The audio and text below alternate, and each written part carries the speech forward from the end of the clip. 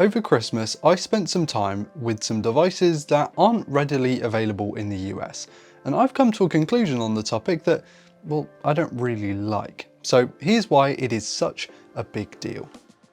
Hey guys, I'm Ryan Thomas, and big, pricey, feature-rich smartphones are everywhere in 2024 and have been for a number of years now.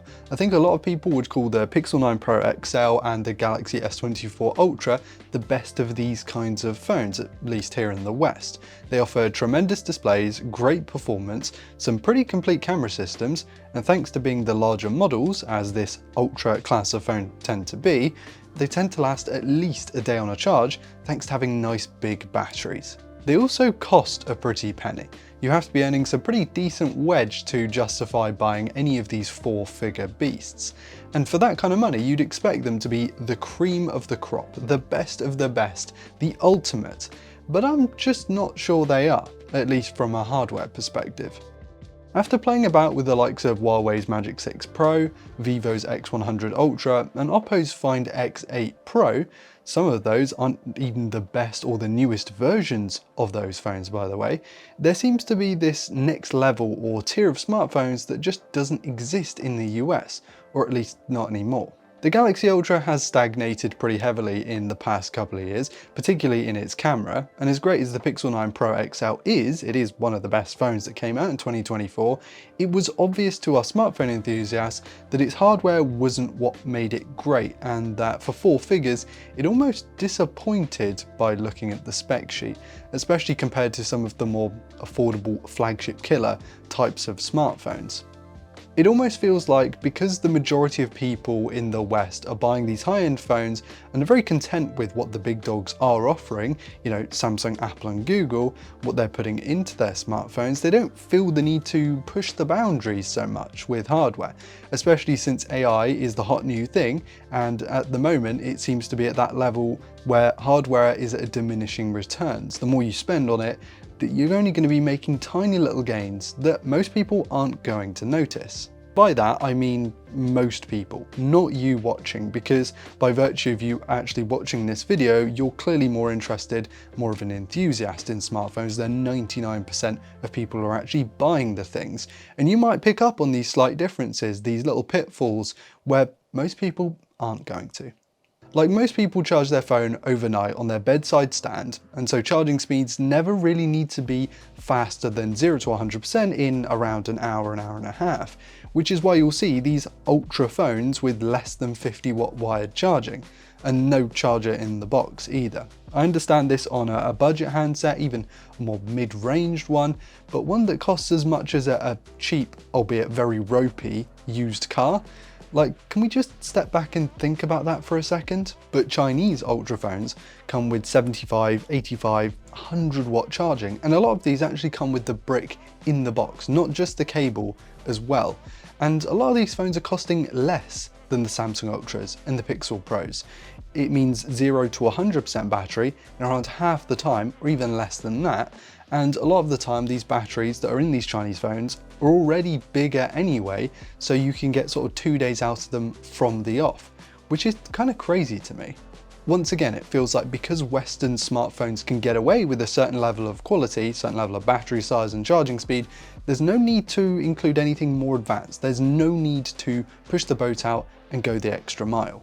And one of the areas where this is so divisive and perhaps a little controversial is in the camera tech. I'm going to have a whole video coming out later, maybe this month, maybe next month, discussing telephoto cameras, because the way China's doing those right now kind of puts everything to shame. But it's fascinating. Here's something that sticks in my mind though. The S23 Ultra to the S24 Ultra felt like a backward step in terms of the telephoto. It just didn't look as good on the newer handset. And yet at the same time, China is putting some absurd long-range shooters into its devices, with sensors as big as the main cameras in a lot of smartphones we get over here. It's crazy. And that's before the whole 1-inch sensor situation. This one is pretty tough because there are some seriously good reasons why we don't have 1-inch sensors in our cameras over here, in sort of the Galaxies or the Pixels. Firstly, the cost of these sensors and the complex lens structures is just straight up higher than what we have right now. And so the manufacturers are then going to have less incentive to include them and reduce those profit margins or just increase the product cost. It's just not a good idea. But also they require certain distances and lens sizes that mean you end up with a ginormous camera bump, and I don't think most people are really gonna want that. I mean, the camera bump certainly has to be deeper for these 1-inch sensors, but why does it have to be so wide like a dinner plate? I don't understand that bit. I think what ASUS have done really well with the ROG smartphone is they've sort of crammed everything into the corner, which is then raised up. I don't know if that's something that they could do with a 1-inch sensor in a normal smartphone. Generally, the sentiment is that giant camera bumps on the back of smartphones should be kept to the Chinese flagships that people aren't buying, which is a real shame really. The current crop of main one-time sensors we have in our smartphones today, 20 to 30% smaller. You've heard all of this before, but it also means a reliance on software processing. And given AI is the hot thing at the moment, you can sort of see where this one is going. Why invest in and produce larger, more complex, pricier camera setups when you can just use AI to fill the gap instead? And in a lot of cases, does a pretty good job. From a business standpoint, it makes far more sense to do it this way. It could be argued that the reason why these ultra phones exist in China is that manufacturing costs are less, and so it's possible to create more phone for less money, not have to sell the phone for sort of $2,000. Of course, it would add cost to market, to sell, to distribute these phones, not only in Western Europe, but also the US too. They would cost a lot more. It's not going to be the same kind of value proposition. In Europe, a fair few of the higher end models do exist and can be bought, like the Vivo X200 Pro, the Honor Magic 6 Pro and upcoming Magic 7 Pro, the Oppo Find X8 Pro, which is great for people like me because although I would need to go online to order a lot of these smartphones instead of going in store, I can at least do that. Whereas it's going to be a real pain to get them in the US at all, and if you do get one, it's not guaranteed to work on your cellular network, which adds even more complexity to the whole issue. Ultimately, I think smartphones have got to a point now where people are just really happy with what hardware is out there. And with software improvements leapfrogging hardware ones, it makes sense for companies to lean into that. Complacency in the West is a big thing, and so people are quite content with what they have. They're not looking for anything more fancy. But for those of us who still crave top level hardware, something you can really genuinely call an ultra, that stuff is out there. It's coming out of China. And those things are going to tick the box and offer up something special, the truly ultra class of phones, if you will.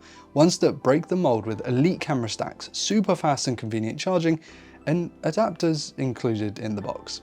It's just a shame you have to get them imported with all of their imperfections, and the trade-off you make in hardware to software really is quite rough. I just wish we could see hardware like this with software like this. Can you tell I've been enjoying Chinese phones recently? Let me know what you think about this whole situation in the comments. I know that a fair few of you just really don't like Chinese smartphones, but then there's also some of you that live in regions where this stuff is available and you're all over it. I mean, you can get some of these phones imported, like I mentioned earlier, but where you can get readily available Honor, Vivo and Oppo smartphones, they're actually really good value for money. Are you a big fan of the crazy foreign phones, or are you quite content with what's available? And do you think we will ever see a 1-inch sensor in a Pixel? Always love to hear your opinions in the comment section, so do leave your comment, let's start a discussion down there. And while you're down there, be sure to hit like if you enjoyed today's content and subscribe to never miss another upload. I've been Ryan Thomas, and I'll catch you later. Cheers.